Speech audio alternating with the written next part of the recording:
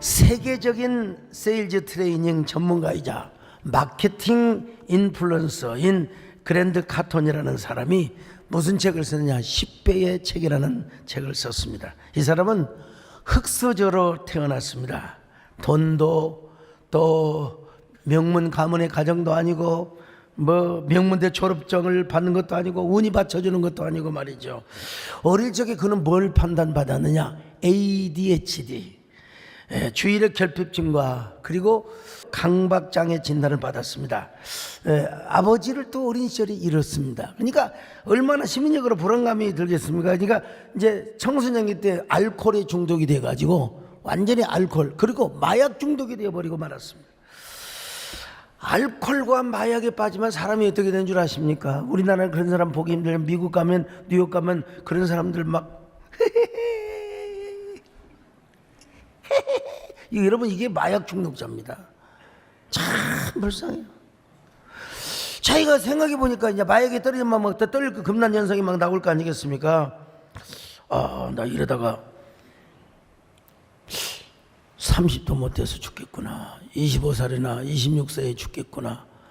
여러분 그는 완전히 그 파산을 당했습니다. 우리로 말하는 신불이죠. 신용불량자가 되었습니다. 그래서 자기가 어느 날 정신을 바짝 차리고 스스로 마약 중독에서 치유를 받는 프로그램에 참여해서 여러분 어느 정도 치유를 받고 어느 쪽으로 일하게 되느냐, 세일즈맨이 되기 시작한 거예요. 열심히 세일즈맨이 되기 시작. 그래서 그 세일즈맨 상위 1% 안에 들어갔다는 겁니다. 여러분 자기가 자신을 바꾸는 것도 대단한 겁니다. 29살 나이에 컨설팅 회사를 창업을 합니다. 업계의 판도를 바꿀 정도로 여러분 지금 4천억이 넘는 자산가가 되었습니다. 남다른 유전자를 가지고 태어난 사람도 아니고 운도 지지리도 없었고 인맥도 없었고 그리고 자본금도 없었는데 왜 이 사람은 성공했을까요? 그는 말합니다. 성공하는 사람들의 습관, 성공하는 사람들의 언어, 성공하는 사람들의 태도를 연구하기 시작했어요. 그것이 바로 무엇이냐? 남보다 10배를 더 생각하고 남보다 10배를 더 고민하고 남보다 10배를 더 연구하고 행동하더라는 것입니다. 그래서 그가 쓴 책이 10배의 법칙이라는 책입니다. 성공하는 사람은 말과 생각이 다르고 상황과 문제의 접근 방식이 다르더라는 거예요. 그래 그걸 벤치마킹을 했더니 자기도 여러분 수천억 대의 재산이 모아지게 되더라는 겁니다. 성공하려면 생각부터 바꿔야 된다는 겁니다. 사고부터 바꿔야 된다는 거예요. 좋은 것을 보고 따라서 하고 자신의 꿈을 10배로 넓혀나는 겁니다. 행동을 하는 거예요. 이것이 자기개발과 뿌리의 법칙이라는 사실을. 자기개발과 뿌리를 어디다 두느냐. 홍콩의 청kun그룹이라는 회사에 리카싱이라는 회장이 있었는데 이 회장님을 모시는 운전기사가 30년 동안 이제 나이가 먹어서 더 이상 운전을 못하는 겁니다.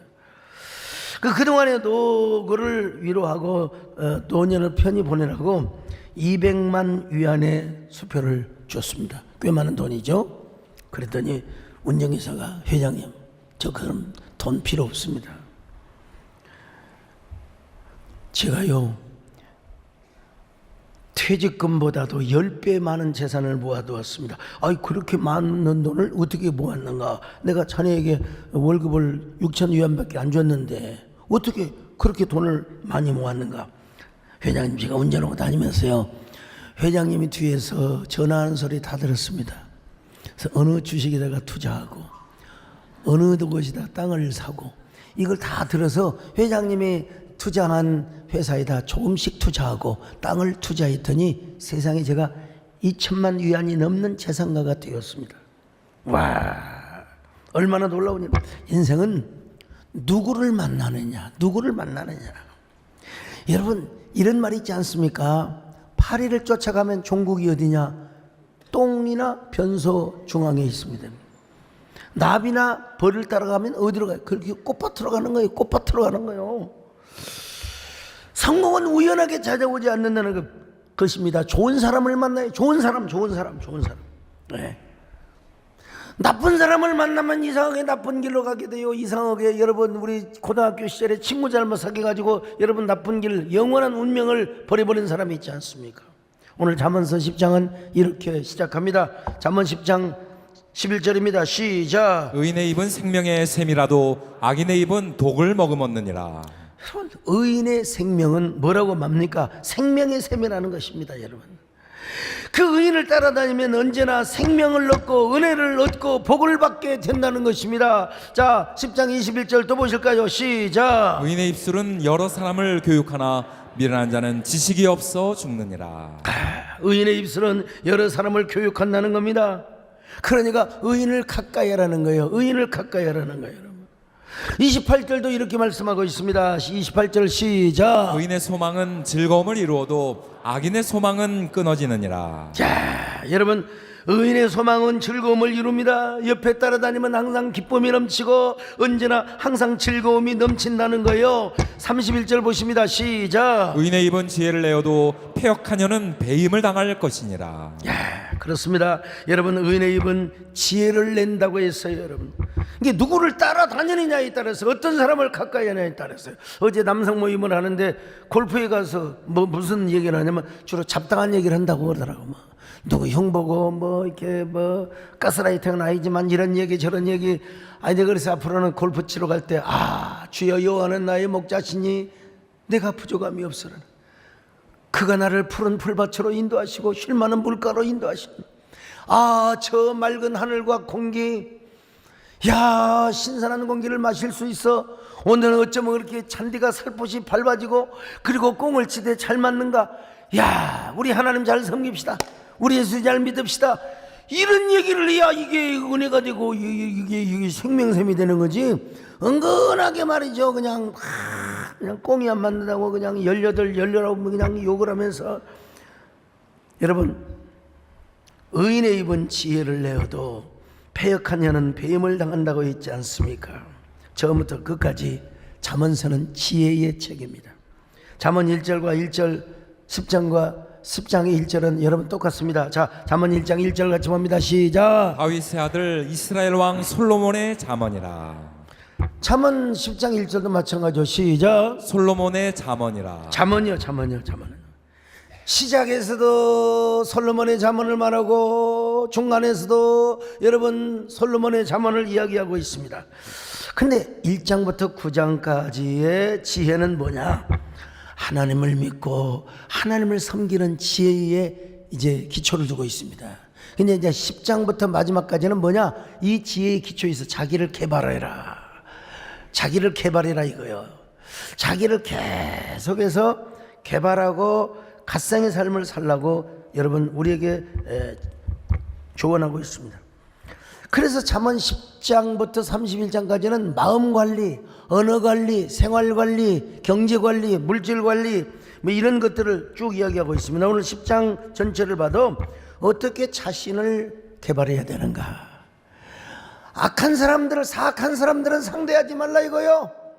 지혜로운 사람, 의로운 사람, 그 사람은 뭐냐? 언제나 그 입에서 지혜의 생명샘이 나오기 때문이라는 것입니다. 그러므로 여러분 오늘 잠언 10장은 뭐라고 말씀하느냐? 우리의 삶의 뿌리, 우리의 지혜의 뿌리를 어디에 두느냐? 하나님의 은총, 하나님의 계시, 하나님의 말씀에 두고 뿌리를 받고 그리고 의인들과 가까이 하는 삶을 살라는 거예요. 여러분, 지혜도요 두 종류가 있습니다. 하나는 일반 은총에서 영역의 지혜고, 그리고 또 하나는 특별 은총의 지혜입니다. 일반 은총의 지혜는 누구나 다 가지고 있습니다. 물론 일반 은총의 지혜도 참 차이가 있죠. 공자나 노자나 맹자나 대단하신 분들. 그러나 그건 일반 은총의 영역이고 거기에는 구원과 영생이 없어요. 이건 우리가 이제 알아야죠. 뿌리가 어디에 있느냐? 역천자는 망하고 순천자는 흥하고, 이게 이제 소학이 나오는 얘기인데, 근데 이제 뿌리가 어디에 있는 얘기냐? 뿌리. 뿌리가 어디에 있는 얘기냐? 오늘 여러분 이 꽃꽂이를 보십시오. 뿌리가 없기 때문에 일주일이면 반드시 시듭니다. 그리고 뿌리가 있으면 꽃이 시들어도 반드시 내년이 되면 또 피어요. 오늘 우리의 삶의 뿌리를 하나님의 말씀에 박으시기를 바랍니다. 여러분의 지혜의 근원이 하나님의 말씀에 있기를 바랍니다.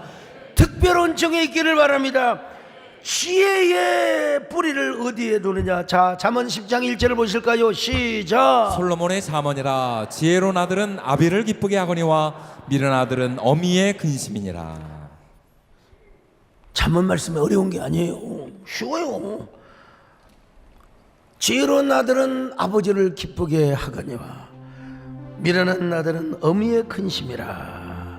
여러분, 지혜로운 아들은요 아비를 기쁘게 하거니와 미련한 아들은 어미의 근심이라는 겁니다. 여러분, 얼마나 쉽습니까? 그러므로 여러분 언제나 지혜로운 아들이 되시기를 바랍니다. 지혜로운 성도들이 되시기를 바랍니다. 이것이 나의 지혜이라. 세상은 알 수 없는 하나님의 선물. 이것이 나의 지혜이라. 하나님의 자녀로 살아가는 이것이 나의 지혜이라. 잠언 10장을 쭉 보면요, 지혜를 구분하기 위해서 이 두 가지 사람을 계속 대비를 해놓고 있습니다. 지혜로운 사람과 미련한 사람, 또 지혜로운 여인과 미련한 여인, 성실한 자와 게으른 자를 비교해서 대칭 구조를 이루고 있습니다. 자, 1절은 뭐냐? 지혜로운 아들은 아비를 즐겁게 할 것이요, 미련한 자식은 그 어미의 근심거리라는 거예요. 자, 한번 잠언 10장 1절 같이 봅니다. 시작. 솔로몬의 잠언이라 지혜로운 아들은 아비를 기쁘게 하거니와 미련한 아들은 어미의 근심이니라. 여러분, 얼마나 지혜를 쉽게 이야기합니까? 이거 역시 뭐냐? 자기 개발이고 효도, 부모와의 대상관계에 있어서 효도를 발전시키는 거죠. 그런데 이 뿌리가 뭐냐? 이걸 알라는 거예요. 하나님의 말씀에 뿌리를 두라는 거예요. 여러분, 공자가 가르치는 삼강 오륜, 얼마나 우리 인생의 귀한 지침서가 됩니까? 예? 근데 이 삼강 오륜 효에 대한 게 얼마나 참 가르침이 대단하지만, 그러나 세상적으로 볼 때는 같은 지혜인 것처럼 보이고 같은 효도인 것처럼 보이지만 아니라는 거예요. 뿌리가 다르다는 거예요. 여러분, 효를 해도 지난주에 우리 최진경 장로님 아버님이신 우리 최애기 장로님께서 돌아가셔서 두 자녀들이 다 효자들이라고, 다 효자들이라고. 그런데 우리 최애기 장님도 평생을 효 강의를 하고 충 강의를 하고 다녔지만 그게 바로 이 공자의 사상에 기인한 것보다 하나님의 말씀에 기인을 해서 강의를 하고 다니셨어요. 여러분, 우리가 영원한 축복, 영원한 하나님의 은혜, 영원한 지혜를 얻기 위해서는 뭐냐? 인간의 잔머리는 여러분 한계가 있어요. 여러분, 절대로 잔머리는 한계가 있어요.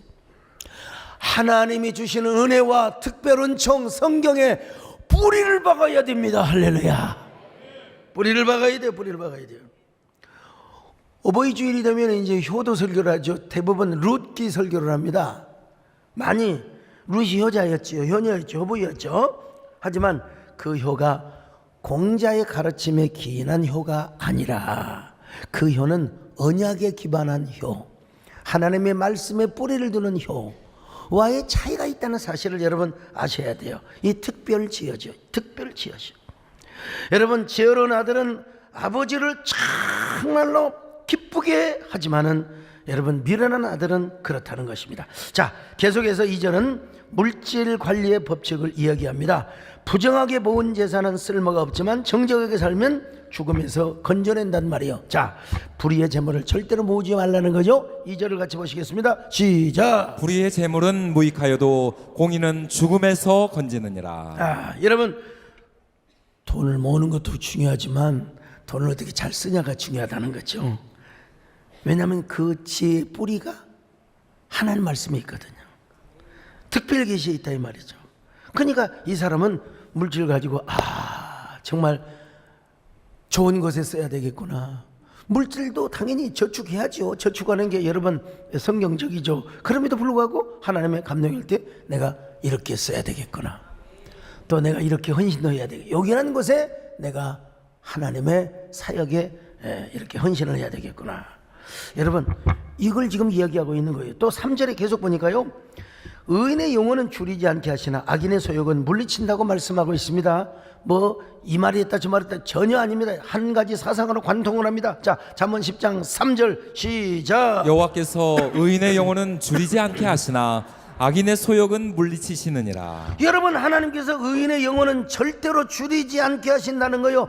악인의 소욕을 물리쳐 주시는 하나님, 의인의 영혼만 줄이게 하는 것이 아니라 의인을 가까이 하는 사람의 영혼도 줄이지 않고 언제나 그 입에서 뭐가 나와요? 생명샘이 흘러난다 이 말이요. 여러분 입에서 막 생명샘이 흘러나시기를 축원합니다. 지혜의 샘이 흘러나시기를 바랍니다. 이곳에 생명샘 솟아 지혜 골짝 지나갈 때에 언제나 여러분에서 지혜의 골짜기가 막 지나가시기를 바랍니다. 꽃들도 구름도 바람도 쭉 가는 의인의 영혼을 줄이지 않게 하신다면, 의인과 의인의 영혼이 만나면 하나님께서 얼마나 시너지 효과가 나오게 하겠습니까, 여러분? 예, 더욱더 크게 하나님의 의를 이루고 하나님의 축복을 이루고 하나님의 뜻을 이루고 합력하여 선을 이루어 주시지 않겠습니까? 예. 여러분 신약 성경에서요, 궁합이라는 말을 우리는 안 쓰지만 이방 세계는 써요. 궁합, 석궁합이도 그 궁합이 어떻고, 아이고 찰떡궁합이라고. 궁합이 음식 궁합이란 말도 있잖아요. 한약 먹고 녹두 먹으면 안 돼. 왜? 약 효과가 줄어드니까. 그게 다 이게 여러분 군신좌사라고 해서 한약 조제하는데 다 이게 원리가 있어요. 아무튼 근데 성경에서 세상 언어를 표현한다면 영적인 궁합이 찰떡과 궁합으로 제일 이상적인 사람이 누구냐? 누굴까요? 다 이거 누굴까요? 장로님 누구예요? 프리스길라 아굴라. 프리스길라 아굴라. 영적인 궁합이 얼마나 척척 맞아 들어가는지 모릅니다, 여러분요. 이 사람들은 궁합만 좋은 게 아니라 막 하나님의 뜻을 이루는 거야. 그냥 뭐 하나님 앞에 뭘 하든지 간에, 영감이 뭘 했든지 간에, 마누라가 뭘 했든지 간에 그냥 잘했군, 잘했어, 잘했어. 그러게 내 영감이라지. 영감 왜 불러? 뒤뜰에 뛰어놀던 병아리 한 쌍을 보았어. 보았지. 어째서? 이 몸이 늙어서 몸보신 하려고 먹었지. 아이고 굿 베리 굿. 잘했군, 잘했어. 자, 자기들만 하나님께 잘하는 게 아니요. 하나님의 교회와 하나님 나라와 사도 바울을 위해서 목숨이라도 바치려고 해서, 목숨이라도 주의 종을 위해서 목숨도 바치겠다는 거예요. 자, 로마서 16장 4절입니다. 시작. 그들은 내 목숨을 위하여 자기들의 목까지도 내놓았나니 나뿐 아니라 이방인의 모든 교회도 그들에게 감사하느니라. 여러분 얼마나 행복한 부부였습니까? 이게 사도 바울이 죽을 때도 잊을 수 없는 사람, 죽어서도 잊을 수 없는 사람, 그게 누구예요? 브리스길라 아굴라였습니다. 반대로 신약에서 가장 잘못된 만남, 만나지나 말 것을. 자, 이게 누구였을까요? 김제일장은 누구였을까요? 자, 누구였냐면 이게 아나니아 삽비라요. 아나니아 삽비라. 아니 어떻게 다들 구제헌금하고 막 그냥 재산을 팔아가지고 하나님 앞에 드리니까 막 박수 받잖아요. 박수 받잖아요. 예? 그 자기들도 박수 받으려고 재산을 팔아서 다 드리려니까 좀 아깝잖아. 그래서 절반은 떼먹고 절반은 드리는데 그런다고 참 하나님 앞에 누구 끼치는 말씀을 드려서는 안 되지만 하나님 너무 좀 냉혹하지 않나 이런 생각이 들 때가 있어요. 그러나 하나님은 냉혹함을 발휘하실 수밖에 없는 게 교회 기강, 교회 질서, 오고 오는 세대에 그래서는 안 된다는 교훈을 주기 위하여 이 부부가 베드로 앞에서 그냥 심장마비로 뇌졸중으로 쓰러져서, 뇌졸중이 심장마비인지 정확히 성경에 나와 있잖아요. 그 자리에서 엎드려 죽은 거예요. 사지가 멀쩡한 채로 그냥 죽은 거예요. 그러니까 여러분, 왜 이 부부는 서로 맞장구를 쳤을까요? 사욕이 있어서 그래. 사욕이. 처음에는 한 사람이 사욕을 부렸겠죠. 근데 그 사욕이 이웃에게. 이게 여러분, 아담이 잘못한 게 하와가 선악과 앞에 있을 때 따먹을까 말까 할 때 혼냈어야지. 여자가 어찌 여자가 혼내야죠. 그때는 혼내야 돼요. 근데 여자가 따먹으니까 자기도 같이 먹었어.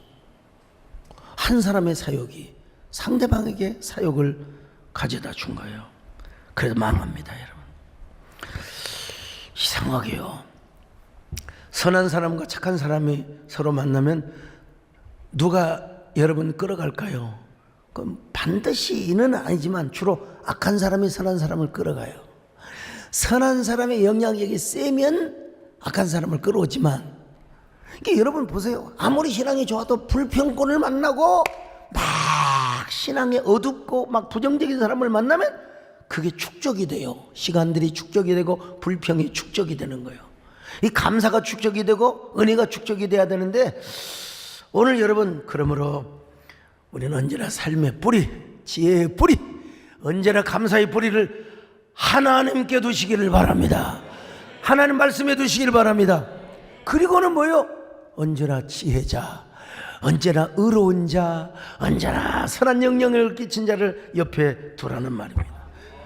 그렇지 않으면 나도 뿌리채 흔들릴 수가 있어. 부평초, 여러분 홍수 나면 강물이 그냥 부평초가 그냥 뿌리채 뽑혀가지고 그냥 그러잖아요. 언제나 사악한 말을 하고 사욕의 언어를 써요. 그래서 우리는 항상 하나님 말씀에 뿌리를 받고 좋은 사람, 그래요 집사님 감사하셔야죠. 맞아요 아멘 하셔야죠. 그래요 맞아요 우리가 감사해야죠. 순종해야죠. 우리가 하나님 뜻대로 사는 것이 하나님 최고의 축복입니다. 하나님의 감동이 맞죠. 내 생각이 어찌 옳겠습니까? 집사님 감동되라서 이런 사람들과 가까이 해라 이거예요. 잠언서는 계속해서요, 이 지혜로운 사람과 미련한 사람을 비교하고 있습니다. 자, 잠언 10장 4절로 8절을 똑똑히 한번 읽어봅니다. 시작. 손을 게으르게 놀리는 자는 가난하게 되고 손이 부지런한 자는 부하게 되느니라. 여름에 거두는 자는 지혜로운 아들이나 추수 때에 자는 자는 부끄러움을 끼치는 아들이니라. 의인의 머리에는 복이 많아 악인의 입은 독을 머금었느니라. 의인을 기념할 때에는 칭찬하거니와 악인의 이름은 썩게 되느니라. 마음이 지혜로운 자는 계명을 받거니와 입이 미련한 자는 멸망하리라. 멸망하리라. 손이 게으르면 가난하고 손이 부지런하면 부자가 된다. 이거 우리가 뭐 일반 은총의 영역에서도 아는 얘기 아닙니까? 여름에 거두는 자는 지혜로운 자이나 추수할 때 잠을 자는 사람은 추수할 때 추수하셔야지 왜 여러분 가만히 자빠지 자고 있냔 말이요.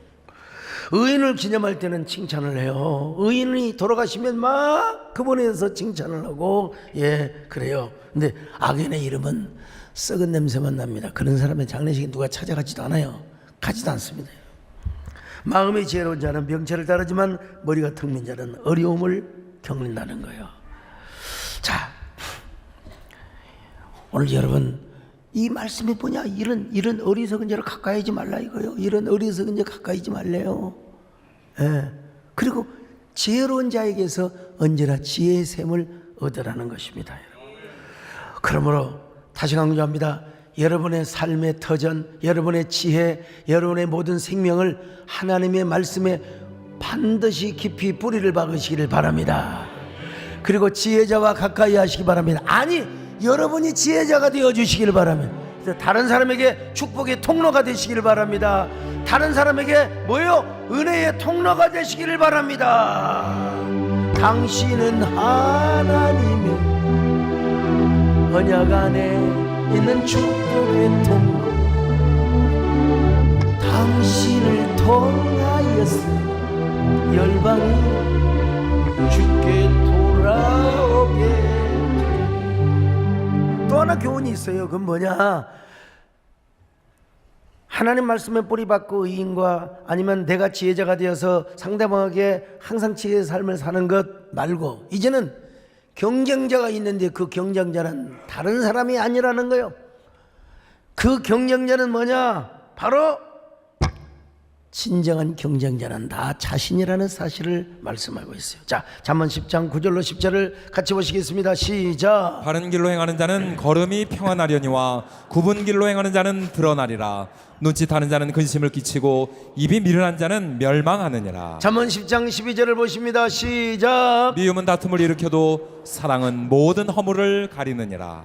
잠언 10장 17절로 20절 같은 말씀입니다. 시작. 훈계를 지키는 자는 생명길로 행하여도 징계를 버리는 자는 그릇 가느니라. 미움을 감추는 자는 거짓된 입술을 가진 자요 중상하는 자는 미련한 자이니라. 말이 많으면 허물을 면하기 어려우나 그 입술을 제어하는 자는 지혜가 있느니라. 의인의 혀는 순각거니와 악인의 마음은 가치가 적으라. 여러분, 악인의 마음, 악인의 혀, 악인의 말 전부요 상대방을 험담하고 비난하고 가스라이팅하고, 이게 뭔 줄 아세요? 남하고 비교해서 경쟁하니까 그러는 거예요. 이걸 현대적인 언어로 다시 뽑아서 정리를 한다면 무슨 말이냐, 절대로 타인과 경쟁하지 말라 이거요. 진정한 경쟁자는 누구냐, 나 자신이라는 겁니다. 여러분, 지나친 경제의식은 열등감을 낳게 되고 그 열등감은 우울감을 낳게 하는 거예요. 우리 안에는 적어도 두 가지 이상의 자아가 있어요. 적어도 성경에서는 두 가지 자아라고 말씀해요. 로마서 7장 22절로 25절을 같이 봅니다. 시작. 내 속사람으로는 하나님의 법을 즐거워하되 내 지체 속에서 한 다른 법이 내 마음의 법과 싸워 내 지체 속에 있는 죄의 법으로 나를 사로잡는 것을 보는도다. 오라, 나는 곤고한 사람이로다. 이 사망의 몸에서 누가 나를 건져내랴. 우리 주 예수 그리스도로 말미암아 하나님께 감사리로다. 그런즉 내 자신이 마음으로는 하나님의 법을, 육신으로는 죄의 법을 섬기노라. 누구나 여러분 기도할 때 그렇죠. 하나님, 부족한 여정이지만 주의 뜻대로 살게 하여 주옵소서.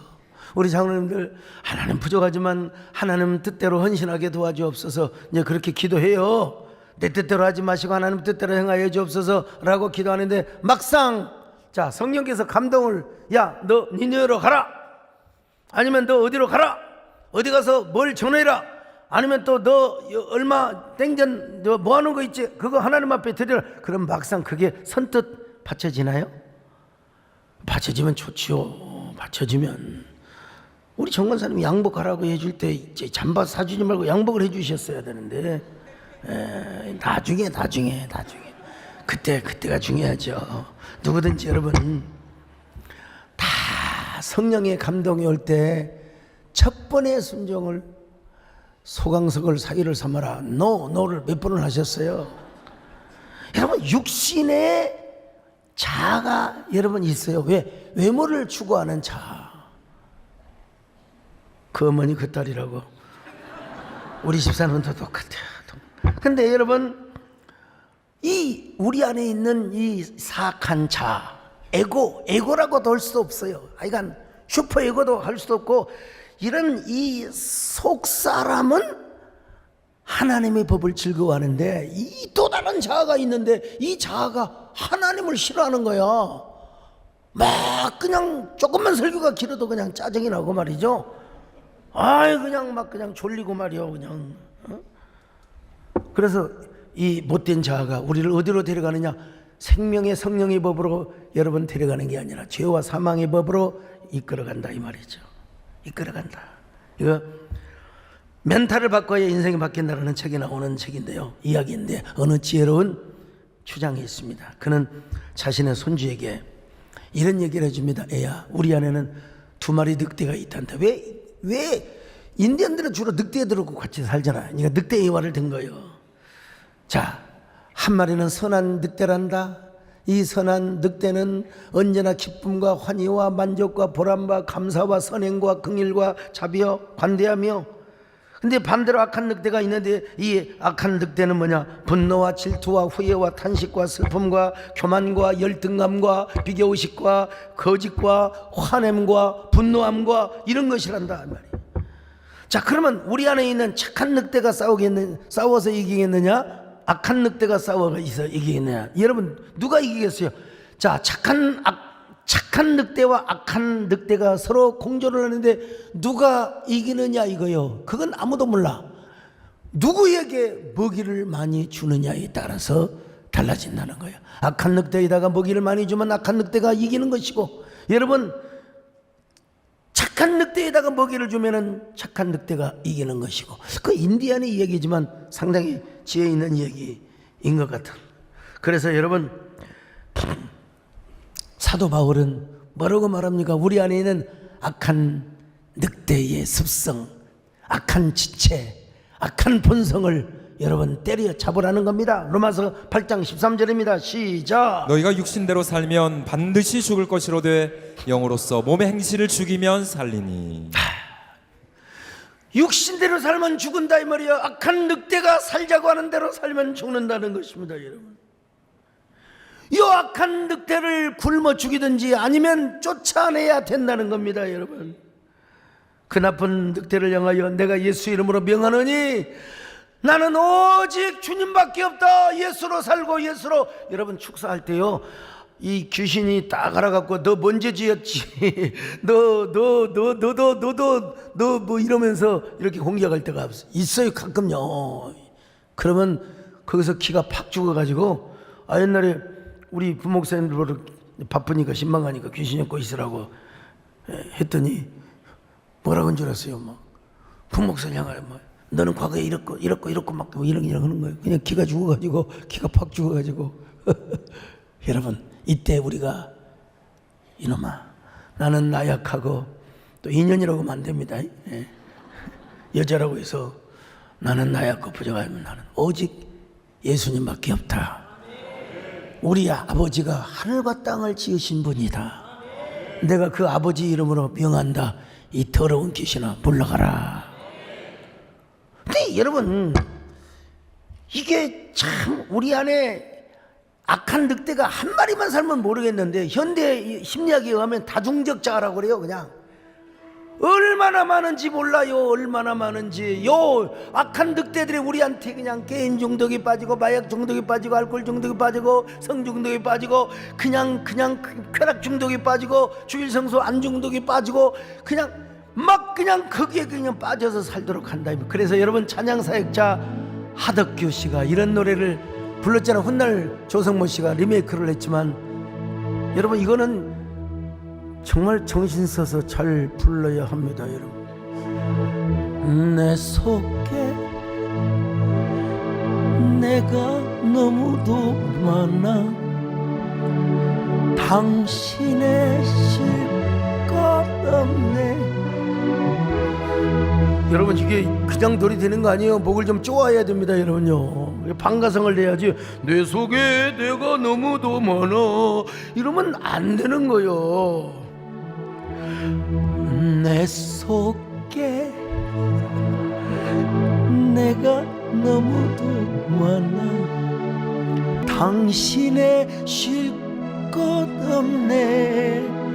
여러분 조성모 스타일이 좀 나옵니까? 자, 원래 이게 대중가요가 아니라 찬양가였어요. 그래서 이제 바꿨습니다, 여러분. 당신으로인데 원래는요, 내 속에 내가 너무도 많아 한 다음에요, 주님의 쉴 것 없네. 이 가사가 원래 이렇게 된 거예요. 내 속에 헛된 바람들로 주님의 편할 것 없네. 이게 찬송가였다는 사실을 많은 사람이 몰라요. 어쨌든 이런 사람은요, 항상 미련한 사람은 미련한 길로 빠지고 지혜로운 사람은 생명의 길로 튀게 되어 있어요. 잠언 10장 23절 시작. 미련한 자는 행악으로 낙을 삼는 것 같이 명철한 자는 지혜로 낙을 삼느니라. 이게 얼마나 기가 막힙니까? 멍청한 사람은요 행악으로 낙을 삼아 죄를 지으면서 세상에 잠시 죄악을 저지르면서 낙을 삼아. 그러나 여러분 지혜로운 사람은 명철로 인하여 낙을 삼으리라. 명철로 인하여. 잠언 10장 27절로 28절 또 봅니다. 시작. 여호와를 경외하면 장수하느니라. 그러나 악인의 수명은 짧아지느니라. 의인의 소망은 즐거움을 이루어도 악인의 소망은 끊어지느니라. 자, 그래서 우리 예수님은요 이런 당신의 진정한 제자가 되기 위하여서 뭐라고 했냐? 자기를 부인하고 십자가를 지고 오라고 그랬어요. 자기를 부인하고 십자가를 지라고. 자, 마태복음 16장 24절입니다. 시작. 이에 예수께서 제자들에게 이르시되 누구든지 나를 따라오려거든 자기를 부인하고 자기 십자가를 지고 나를 따를 것이니라. 예, 여러분 나를 부인해야 돼요. 내 속에 있는 악한 늑대, 내 속에 있는 다중적자, 이걸 부인하고 십자가를 지고 가야 돼요. 울고라도 가야 됩니다. 웃으면서라도 가야 됩니다. 이 길을 가야 됩니다. 부디 여러분 좁은 문을 열어가시기를 바랍니다. 십자가의 길을 걸어가시기를 바랍니다. 그래서 사도 바울도 뭐라고 보면 똑같은 의미의 말을 하고 있는 거예요. 고린도전서 9장 27절입니다. 시작. 내가 내 몸을 쳐 복종하게 함은 내가 남에게 전파한 후에 자신이 도리어 버림을 당할까 두려워함이로다. 한마디로 경쟁자가 누구예요? 자기 자신이라는 거예요. 나 자신의 경쟁자, 나 자신의 경쟁자. 우리 안에 있는 어리석은 나를 굶겨주게 해야 돼요. 어리석은 자아를 우리는 십자가의 못을 박아야 돼요. 그리고 언제나 주님을 섬기는 자, 주님 없이는 못 사는 자, 주님 한 분으로 만족하는 자, 언제나 주님께 영광을 돌리는 자, 하나님만 없으면 살 수 없는 자. 여러분 이런 사람은 어떻게 살아갑니까? 주님을 주인으로 모시며 살아갑니다. 주님을 왕으로 모시며 살아갑니다. 이런 사람은 주님 없이는 살 수가 없습니다. 여러분 그런 사람이 되시기를 축원합니다. 나는 주님 없이는 살 수가 없습니다. 주님이 도와주셔야 합니다. 주님 없이도 잘 사는 것은 오히려 나를 망하게 합니다. 주님 없는 기쁨은 오히려 나를 심판의 길로 인도합니다. 주님 없이도 주님이 도와주셔야 주님 없이는 살 수가 없습니다. 주님이 도와주셔야 합니다. 오늘 여러분 어떤 사람입니까? 정말 여러분의 지혜와 여러분의 삶의 터전이 예수 그리스도에게 뿌리 박혀 있습니까? 그리고 여러분 주변에 맨날 막 그냥 가스라이팅하고 막 씹고 불평하고 그런 사람하고 영영 입으라는 말이 아니라 거리를 두라는 말이에요. 내가 영향을 받으면 안 돼. 내가 오히려 그에게 지혜자가 되고 카운슬러가 되고 내가 생명의 입술, 지혜의 입술이 돼가지고 지혜의 샘이 돼야 돼. 지혜의 샘. 여러분 술 중에서 가장 독한 술이 뭔 줄 아세요? 배장로님 옛날에 술 안 마셔보셨어? 술 중에서 가장 독한 술이 입술이래요. 입술. 이게 그 입술에서 무슨 말을 하느냐에 따라서 다르는 거예요. 생명의 말을 하느냐 아니면 죽음의 말을 하느냐. 오늘 우리 안에서 자꾸 죽음의 말을 하고 자꾸 잘난 척하는 놈들, 여러분 이놈들과 경쟁해야 돼. 이놈들을 밟아야 돼. 이놈들을 십자가에 못 박아야 돼요. 그리고 내 안에 주님을 왕으로 모셔야 됩니다. 아멘. 주님을 주인으로 모셔요. 그러면 우리같이 연약하고 부족한 사람도 하나님께서 세워주십니다. 우리 약함을 강하게 만들어 주신다니까요. 여러분 이게 십자가의 복음이고 여러분 구원론적으로 바라본 그리고 기독론적으로 바라본 잠언서의 역설적 적용입니다. 여러분 우리가 때로는 어리석을 때도 있고 약함이 있을 수 있어요. 근데 그걸 주님 앞에 내어놓을, 그거 뭐냐? 지혜요. 그게 지혜요. 상대방이 옆에서 불평하고 원망해도 절대로 그렇게 동참하지 말라고. 우리가 하나님을 섬겨야 되느냐, 그 말을 하는 순간부터 여러분의 영혼에는 꽃이 피기 시작합니다. 그래서 우리 부족한 사람이 약하더라도 우리가 약할 때 하나님께서 강함이 되게 하여 주시고, 약할 때 하나님께서 우리를 강력한 자로 사용하여 주실 줄로 믿습니다.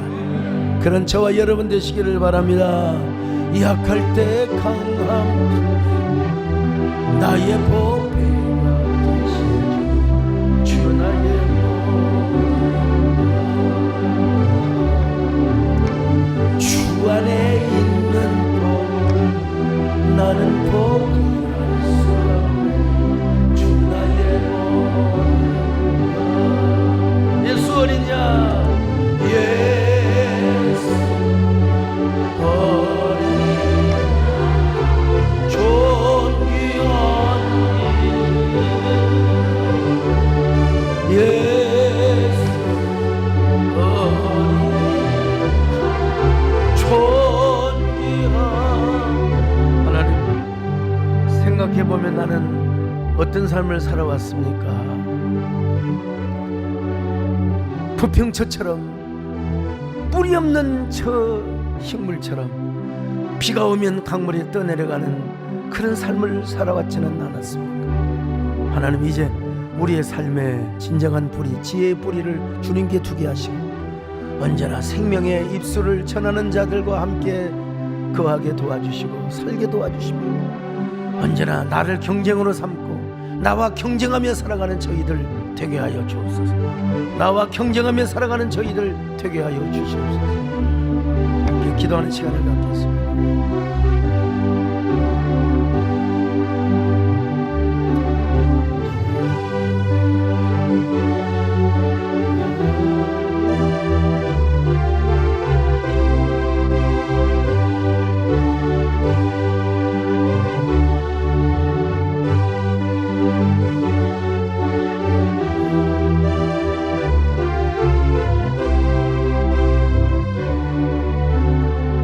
하나님 감사합니다. 진정한 경쟁자는 내 안에 있다는 사실을, 그것마저도 우리 주님 앞에 맡기며 주님을 의지한다는 사실, 언제나 주님을 왕으로 모시고 주님을 주인으로 모시는 우리 귀한 저희들 되게 하여 주시옵소서. 함께 하시기를 바라며 예수님의 이름으로 기도 올려옵나이다. 아멘.